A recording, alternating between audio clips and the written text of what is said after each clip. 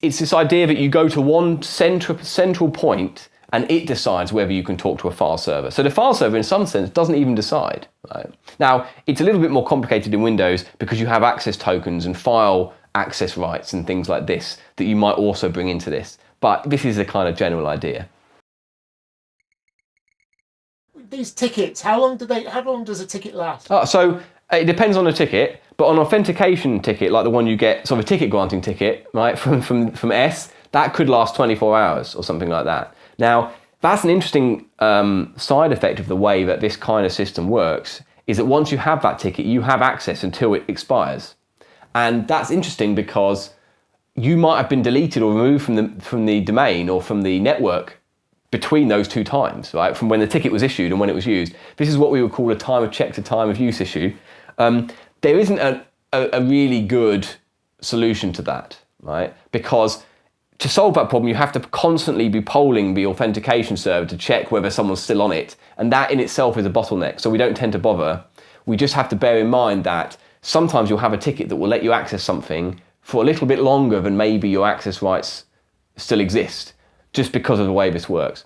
The other thing related to this is that Kerberos needs to have a lot of these machines in, with their clocks very much in sync, because of course we have timestamps and we have lifetimes and things. If they only last for a few minutes, if you're out by 5 or 10 minutes, then what you'll find is that by the time you send your ticket to B, it's too late and B's already moved on. It's always forgotten about that. So this is not such a problem these days because we have things like network time protocol that lets you keep these sort of things in sync. But if you get more than about 5 minutes out, that can cause a problem.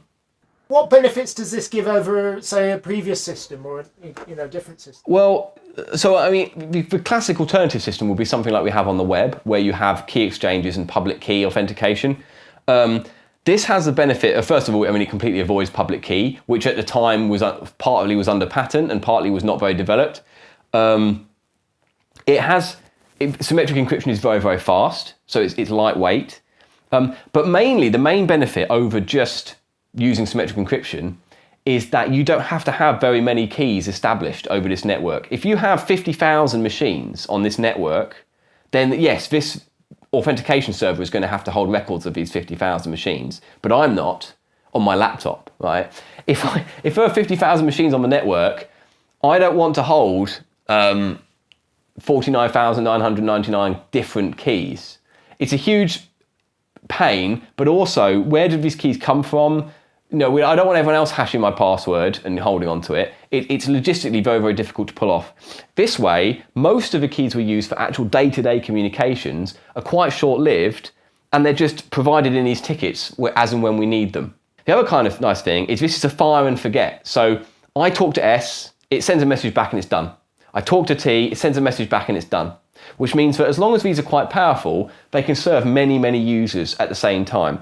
Actually, a couple of times I've logged onto a university network. If you log on at the exact wrong time of day when everyone's logging on in the morning, right? Exactly 9 and 10 seconds or whatever it is, because I'm definitely on time to work, then you can actually get a message that says there is no available domain controller to authenticate you yet. Just give it a minute, and then you can log in a minute's time. And that's just because they're busy serving all these tickets, and you just have to wait for a minute or two, right? It's like a little queue. Quite rare that happens, but it could happen.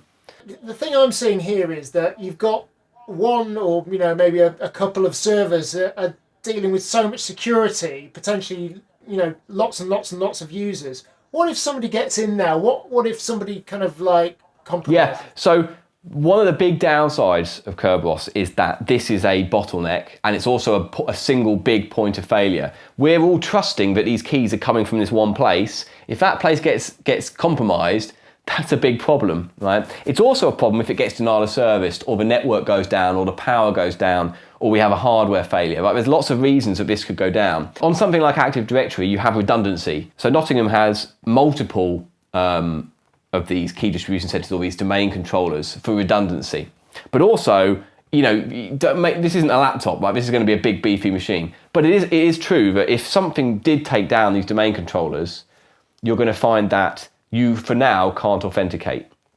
And if that happens, your machine might drop back to locally cached credentials or something like that. So for example, I'm at home now with my laptop. Now my laptop is a domain laptop, but it logs in okay because it's just using the local account. So I don't know when that expires, but we'll see.